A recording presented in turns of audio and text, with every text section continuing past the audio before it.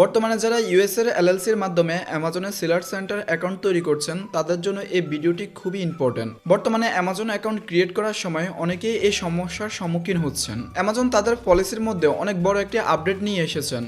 এখন আপনারা এলএলসির মাধ্যমে অ্যামাজন সেলার সেন্টার অ্যাকাউন্ট খোলার সময় অ্যামাজনকে একটি ব্র্যান্ড অথরাইজেশন লেটার দেখাতে হবে। অনেকের মধ্যে এই লেটার নিয়ে অনেক বেশি কনফিউশন রয়েছে, এই লেটারটি কোথায় পাবে বা এই লেটারে কি কি থাকবে। সহজ কথা হলো এই লেটারটি হবে আপনার নিজের এবং আপনার কোম্পানির নামের। এই লেটারে স্পষ্টভাবে উল্লেখ থাকতে হবে যে এই কোম্পানির ওনার কে এবং বিজনেসের রিপ্রেজেন্টেটিভ হিসেবে কে কাজ করছে। এছাড়াও এতে আরো কিছু গুরুত্বপূর্ণ জিনিস উল্লেখ থাকবে, যেমন আপনার বিজনেসের লিগ্যাল নেম, আপনার বিজনেসের লিগ্যাল অ্যাড্রেস এখানে মেনশন করা থাকতে হবে। এক কথায় হচ্ছে আপনার বিজনেসের যাবতীয় ইনফরমেশন সেই লেটারের মধ্যে মেনশন করা থাকতে হবে। এরপর সর্বশেষ আপনার বিজনেসের নাম লিখে সেখানে আপনাকে একটা নিজের নামে সিগনেচার করতে হবে। মনে রাখবেন আপনার এলএলসির নামে একটি স্ট্যাম্প বা সিগনেচার সেখানে দিতে হবে।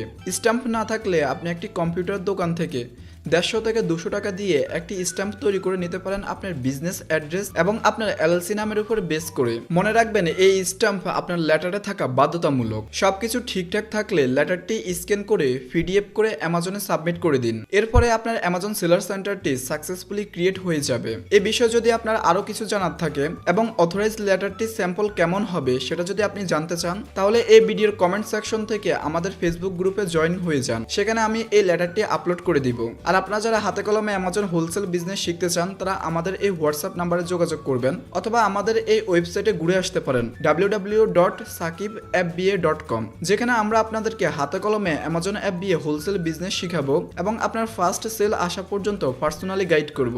এছাড়াও লাইফ টাইম যে কোনো সমস্যার সমাধান করে দিব।